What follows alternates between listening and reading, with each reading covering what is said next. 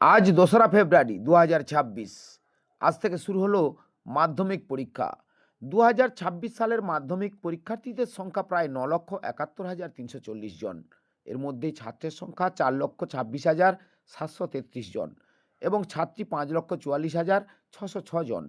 তবে পরীক্ষার্থীদের যাই সংখ্যা হোক না কেন, পরীক্ষার জন্য বা পরীক্ষার্থীদের জন্য রাজ্য সরকারের পক্ষ থেকে যথেষ্ট ব্যবস্থা নেওয়া হয়েছে, যাতে কোনো রকম পরীক্ষার্থীদের কোনো অসুবিধে না হয়। পরীক্ষার্থীদের জন্য নিয়মাবলী: পরীক্ষা কক্ষে অবশ্যই আসল অ্যাডমিট কার্ড এবং রেজিস্ট্রেশন কার্ড নিয়ে যেতে হবে। পরীক্ষা কেন্দ্রের ভেতরে কোনো অভিভাবকের প্রবেশ নিষেধ।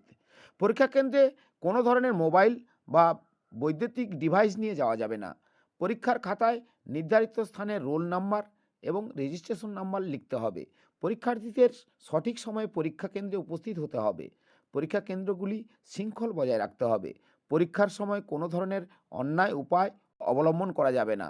পরীক্ষার্থীদের জন্য আরও কোনো তথ্য জানার থাকলে বা পরীক্ষার্থীদের আরও কোনো জানতে ইচ্ছে করলে বা অসুবিধে হলে মধ্যশিক্ষা পর্ষদের হেল্পলাইন নম্বরে যোগাযোগ করতে পারেন। তবে সুন্দরবনের বিভিন্ন প্রান্তে এখনও কিন্তু বিচ্ছিন্ন দ্বীপ রয়েছে, যেসব এলাকায় মাধ্যমিক পরীক্ষার্থীদের যাতায়াত করতে গেলে সেই নৌকোপথেই যাতায়াত করতে হয়। তবে দক্ষিণ 24 পরগনার পাথর প্রতিমা ব্লকের গোবর্ধনপুর জিপ্লট এলাকার যে সমস্ত পরীক্ষার্থী, তারা কিন্তু বিভিন্ন কেন্দ্রে পরীক্ষা দিতে যাচ্ছেন।